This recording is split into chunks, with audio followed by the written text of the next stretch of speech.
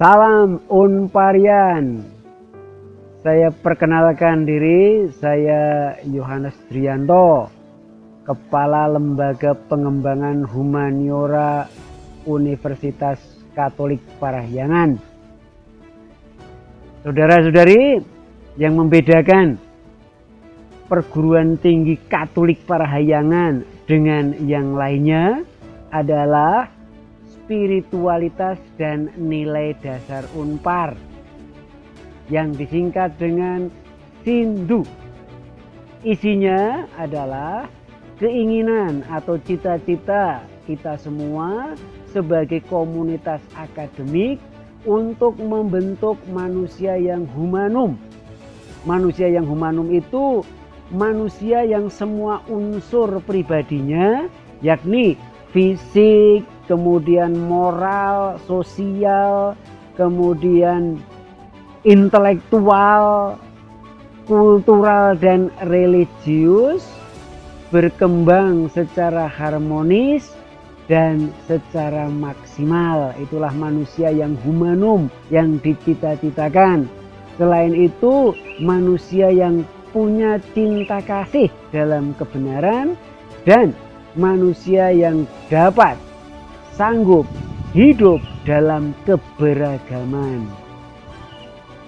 LPH didirikan oleh Unpar untuk menanamkan nilai-nilai spiritualitas dan nilai dasar Unpar atau SINDU itu kepada seluruh sivitas akademika.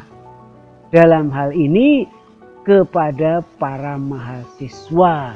Maka satu divisi dalam LPH ada yang disebut divisi PPI, yakni pengembangan potensi insani. Nah, pengembangan potensi insani ini dijalankan dalam berbagai kegiatan yang namanya gladi hominisasi yang diharapkan diikuti oleh para mahasiswa yang sedang atau telah melaksanakan kuliah bahasa Indonesia, logika, dan kewarganegaraan. Gladi hominisasi sebenarnya mau menekankan arti katanya sendiri dari kata homo yang artinya manusia. Bagaimana memahami manusia dibandingkan dengan ciptaan lain. Dua hal yang mencirikannya yakni akal budi dan kehendak bebas. Gladi hominisasi berusaha menyadarkan agar manusia itu dapat menggunakan akal budinya untuk berpikir logis. Jadi sekali lagi, gladi hominisasi berusaha agar manusia, agar kita, agar mahasiswa benar-benar belajar dan kemudian berpikir secara logis, berpikir secara rasional. Dan yang berkaitan dengan yang kedua, yakni kenyataan bahwa manusia itu mempunyai kehendak bebas. Ukurannya adalah tanggung jawab. Maka para mahasiswa terkasih, gladi hominisasi sebenarnya adalah upaya agar kita semua, Anda semua berpikir logis dan menunjukkan tanggung jawab berkaitan dengan kehendak bebas kita. Nah, gladi hominisasi itu ditujukan untuk menggabungkan ketiga wilayah tadi, wilayah kewarganegaraan menjadi bagian dari sebuah negara, kemudian berbahasa sebagai bagian dari identitas, dan kemudian berpikir kritis sebagai sarana untuk menempatkan diri dalam masyarakat. Sebenarnya versi daring ini baru muncul sejak ada pandemi yang melanda sampai ke Indonesia di tahun 2020 ini. Di masa pandemi ini, adaptasi kebiasaan baru, kami juga memperkenalkan versi daringnya, versi dalam jaringannya, di mana di versi ini pada dasarnya esensi atau muatan yang diberikan itu sama. Hanya caranya yang sedikit berbeda.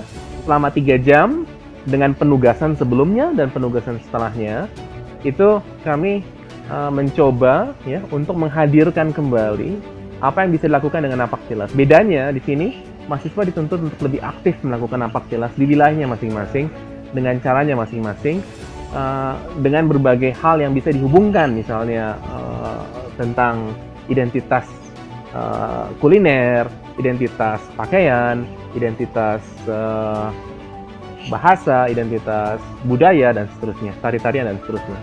Nah, kemudian kami juga menunjukkan bagaimana caranya kita bisa berpikir tentang itu, dan pada akhirnya setelah tatap maya itu selesai dilakukan, kami meminta mahasiswa untuk membuat sebuah pasca tugas ya. Pasca tugas ini ditujukan untuk merangkum apa yang sudah didapatkan dari perjalanan mahasiswa untuk mengalami tanah airnya, untuk mengalami bahasanya, dan untuk mengalami kemampuannya untuk berpikir di tengah masyarakat. Selamat menjalani gladi hominisasi. Tuhan memberkati.